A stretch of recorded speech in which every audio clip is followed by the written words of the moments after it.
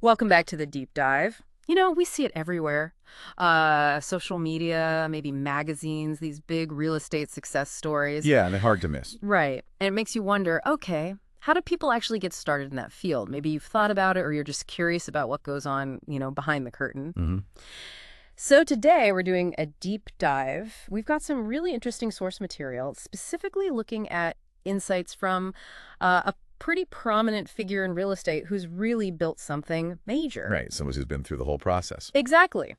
And our mission here is to unpack the actual steps this source outlines for breaking in, trying to get past the, let's say, the glossy perception to the real groundwork involved. And that reality is, well, it's key. Because what looks pretty straightforward from the outside, like showing a house, signing some papers, Uh-huh. is actually, according to this source, a profession with a lot of structure and, frankly, a demanding path. Yeah. It's definitely more involved than just liking houses. Absolutely. So let's dig into that. The source breaks it down. Stage one, the absolute first thing you have to do is get qualified. That's it. Step one, Yeah. get your real estate license. And the source is really clear why this isn't just, paperwork. Okay. Real estate agents advise people on, well, off their biggest financial asset, their home. It's a huge life decision. Huge, both financially and emotionally. Exactly. You're dealing with shelter, finances, a super stressful process sometimes. So because of that big impact, this profession, like, say, being a lawyer or a doctor, it's licensed, it's regulated by the state. You need that official, okay. Okay, so you need the piece of paper. How does the source describe actually getting it? What's involved? Well, it starts with education, mandatory education. You have to take a specific course, and it has to be through a school that's accredited by the state. Right. The source mentions New York as an example, needing 75 hours of coursework. 75 hours. Yeah, and the good news, as the source points out, is a lot of these courses, maybe most, you can do online now. So that definitely makes it more accessible. Okay, 75 hours. Right. What are you actually learning in that time? Is it all about closing deals?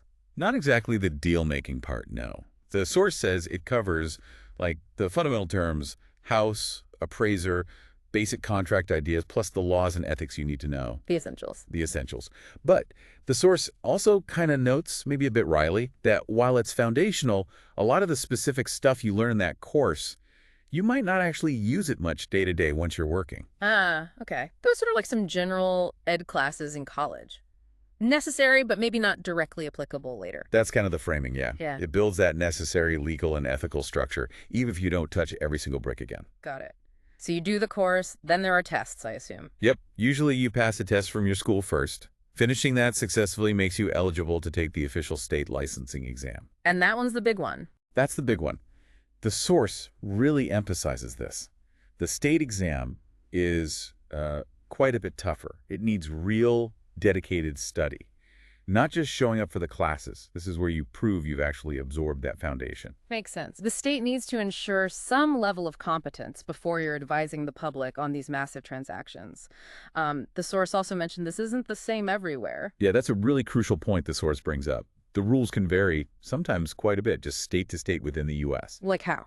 Well, different course hours needed, maybe different rules on retaking the exam, like the source mentions Florida letting you try the state test twice before a 30-day wait, plus specific state laws you need to learn. Okay. And if you look globally, the differences can be massive. The source contrasts the relatively quick U.S. process in some states with countries where becoming an agent takes like years of intense, almost university-level study. Wow. So getting licensed is step one, but getting to step one looks very different depending on where you are. Exactly. Location matters a lot here. Now, this is where the source hits you with a pretty big reality check. Something that definitely stood out to me. You get that license. You pass the tests. You're not suddenly making bank or even guaranteed a career, are you? But not even close. In fact, the source throws out a statistic that's pretty striking, sobering, really. Which is 82% of people who get their real estate license quit within the first year. 82%. Wow. That's an incredible number. It really is. It tells you that getting the license, while you have to do it, might actually be the easiest part of building a career here. It's a barrier, sure, but it doesn't seem to filter for what makes someone successful long term. Exactly. It means the hurdles to just get in might be manageable in a lot of places, Yeah. right? But the hurdles to actually stick around and succeed, those are extremely high. That statistic really highlights the kind of person the source says thrives in this field. Right, because despite that crazy dropout rate, the source definitely positions real estate as potentially an amazing career path. But for a specific type of person, what qualities does it point to? Well, the source really emphasizes that real estate is almost tailor-made for people with a genuine entrepreneurial spirit. If you really want to work for yourself, build your own thing, get away from the 9 to 5 and having a boss. Hmm. And if you're driven by that idea of potentially unlimited earnings based purely on your own effort, then this career offers that. Big time. But that 82% number shows that the mindset, the actual hustle needed, that's maybe not as common as just wanting the outcome. Precisely. The desire is common, the required entrepreneurial grit, less so. Okay, wow. 82% in year one. That really puts the initial challenge in perspective. So let's say you get licensed, you're determined to be in that 18%. What's step 2, according to the source? Step 2 is finding a sponsoring broker. A sponsoring broker. Okay, what exactly is that? Is it just like your boss? It's a bit more specific based on the source. A sponsoring broker is usually an experienced agent, someone who's been active for a while, often they say at least 2 years, enough sales, and crucially, they've gone through another licensing process to become a broker. Ah, so it's a higher level license. Right. And that broker license lets them open their own firm or be the head broker in a larger company. And the key thing is it allows them to bring on and supervise other agents who just have that basic sales post and license. They're legally on the hook for the agents under them. Got it. So they kind of hold the master key, and you need to link your license to theirs to actually practice legally. That's the idea. And the source mentions different kinds of companies where you'd find these brokers, like big names. Yeah, it gives examples. You've got the big national franchises like Keller Williams, Century 21, then well-known regional or maybe more niche firms like Coldwell Banker, the agency, or the firm connected to the source itself, Sorhant. These are the places where new agents usually land. Okay. So how does a brand new agent, license in hand, actually connect with one? Is it like applying for a regular job? The source describes it more like interviewing with different brokerages. And remember, as a new agent, you don't have a sales record yet. Right. Nothing to show on paper. So what you're selling in those interviews is your potential, your energy, your drive. The source really stresses showing up with, like, hunger, hustle, and importantly, demonstrating, your local area, your neighborhood, your town. You're basically convincing them you're worth sponsoring and investing in. So you're interviewing them, they're interviewing you, trying to find a fit. And once you agree, okay, let's do this, what's the actual paperwork step? The source says this part's pretty straightforward, usually online. The sponsoring broker logs into the state's real estate licensing system and officially links your license number to their brokerage ID. Click, click, done. Pretty much. At that point, you're officially connected. You're authorized to operate under their license, under their supervision. Okay, so licensed, check. Linked to a broker, check. You're officially in. What does the source say you can finally start doing now? Right now. The source says you need to immediately hit your network. Start telling absolutely everyone you know, friends, family, old work buddies, people you just kind of know that you are now a licensed real estate agent. Spread the word. Exactly. Tell them you're ready, you're eager, you can help them buy, sell, rent, whatever they need in the state where you're licensed. Basically, hang out your shingle digitally and verbally. You're open for business. Telling everyone you know. Yeah, that feels like the first real step into actually doing the job. Now, you might think, okay, I'm licensed, got a broker, telling people, let's go. But the source says the next step, step 3, is actually the most important one. Yeah, and this, according to the source, is where the rubber really hits the road. Step 3 is all about training and learning the ropes. Learning the ropes. Because the source is super direct here. Passing that test, that does not mean you know how to actually guide a client through buying or selling property. That whole complex, emotional, financially huge process. Right. You mean practical skills, negotiation tactics, real market knowledge, how to manage clients. None of that is fully taught in the licensing course. So steps 1 and 2 are like getting admitted to the program. Step 3 is the program learning the actual job. How does the source say new agents should do this? What are the paths? The source lays out a few main ways. First, a lot of brokerages, especially the bigger ones, have their own training programs. They teach practical skills, company systems, sales stuff. All right, formal training. Right. Another path, highly recommended by the source, is finding a mentor or even like an apprenticeship with a really busy, successful senior agent. Mentorship seems like it would be incredibly valuable. How does that actually work? based on the source? Well, often it means the new agent helps the senior agent with tasks that, frankly, take up time the senior agent could be using to generate business for his nation. Right. Being the rainmaker. Right. Freeing them up. Exactly.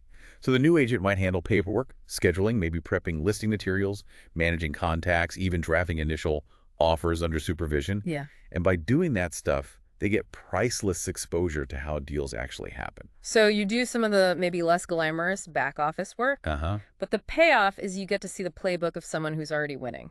That's the idea. The source really emphasizes learning by just being in it, observing. You want to be CC'd on emails, listen in on client calls, vendor calls, and this is critical, ask tons of questions. Don't be afraid to ask. Constantly. Why they say that? What's the angle here? How do you answer that question? That active questioning is how you really absorb the practical side. Okay, that makes sense. But what if your brokerage is maybe smaller or doesn't have a set training program, or maybe finding a mentor right away is tough? The source gives another option for step 3. Yes. If those first options aren't really strong where you land, the recommended alternative is to join a team within the brokerage. Joining a team, what's the benefit there according to the source? The source describes joining a team as getting, and I like this phrase, shotgunned into the business. Shotgunned in, okay. Yeah, because you immediately get pulled into real deals by helping various team members. You'll be doing real tasks like running open houses, taking buyers out for showings, helping get listings ready. You're just generally in the middle of the daily action. More hands-on right away. Much more. Plus, you get that built-in support system of the team, and you get to see the daily rhythm of successful agents really close up. Yeah, that sounds like a much faster way to get practical experience than trying to figure it all out alone from scratch. For sure. Being on a team lets you see the day-to-day stuff, the morning calls, how people talk to clients, how problems get solved. You learn by doing, even if you're not the one signing the listing agreement initially. But the source has a really important piece of advice here. Okay. Don't just get stuck doing the basic grunt work. Ah, right. Avoid being just the coffee and copies person forever. What does the source say about that? How do you avoid it? Well, it warns against just doing those purely admin low-level tasks and sort of passively waiting to be promoted. You have to actively look for chances to step up. Take initiative. The phrase used, which is powerful, is be the role before you are the role. Be the role before you are the role. I like that. Yeah, it means acting like, thinking like, showing the capabilities of a lead agent, even while you're still in an assistant or junior role. It's about demonstrating readiness, Yay. proactive learning. And the source even gives an example of how a new agent could do this, maybe even with tasks others don't want. Exactly. It suggests, like, if a maybe less than perfect opportunity comes along, say, a buyer looking at a really low price point, or a complicated rental listing, and maybe the experienced agents aren't jumping on it. Yeah. The brand new agent should raise their hand, jump on it. Even if the commission potential seems small or zero right now, the real value is getting the experience working a deal start to finish. That's putting in the hustle to build your foundation. That really drives home that this early phase is about investing in yourself, not instant cash. And speaking of cash and timing, the source sets some very real expectations for those first few years. Ties right back to that 82% dropout rate. It absolutely does. The source basically says, look, you need to think of your first couple of years, especially year 1 and 2, as being like grad school. Grad school for real estate. Exactly. It's an intense learning time. Wow. You're building skills, building your network, building your reputation. You're not necessarily expecting to make big money yet. That grad school idea frames the investment perfectly, time, energy, probably money too. And the source is pretty blunt about what earnings could look like during that grad school period. Oh, yeah. Shares a personal story, actually, of making just over $9,000 in their entire first year. $9,000. $9,000 for a whole year. Compared to the dream of six-figure commissions, that's wow. That really illustrates the financial runway you need. You need savings or another income source starting out. It totally reframes it, doesn't it? From sales job to business startup. And it's not just about the immediate money. The source also stresses that building the trust, the relationships you need for consistent business later, that takes time. A lot of time. How much time? Well, there's this anecdote about finally closing deals with people they first connected with 7 years earlier. 7 years. That requires incredible patience, a real long-term outlook. It's not just about this month's commission. It's about planting seeds that might not sprout for years. That's exactly it. It highlights that this really is about playing the long game, The income, when it starts flowing consistently, is often the result of years of laying groundwork, not just what you did last week. You have to keep putting in the work, making connections, and trust the process. Okay, so quick recap for you listening. The source maps out this journey. Step 1, get licensed, necessary hurdle, high failure rate right after. Step 2, find a sponsoring broker, that legal connection to practice. And step 3, which the source calls the most critical, is diving into intensive training and learning the actual job through mentors, teams, and just actively seeking out experience. That's the core path. And as the source lays it out, it's clearly much more than just ticking boxes. It's a serious commitment to what's often a challenging, low-pay learning phase up front. Right. It's about building a business, one relationship at a time. And some of those relationships might take years to pay off. It demands real hustle, financial planning, patience, resilience. But, for those who get through it, who have that entrepreneurial drive the source talks about, the potential rewards, independence, being your own boss, truly unlimited earning potential, the source says they are definitely achievable. It's definitely a marathon, needing that big upfront investment of time, energy, maybe savings, not some quick dash for cash.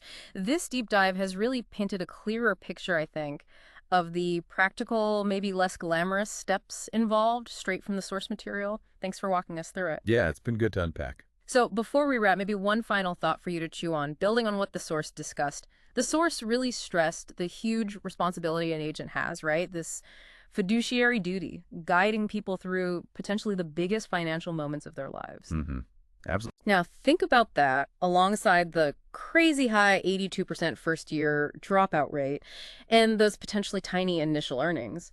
What does that whole picture maybe tell us about what it really takes to become not just licensed, but a truly trusted advisor? It seems like the skills you build after the license, especially earning that deep client trust over years, maybe that's the real differentiator between the 18% who make it and the 82% who don't. It's a powerful filter, isn't it? It really is. Food for thought. We hope this deep dive has been useful. We'll catch you in the next one.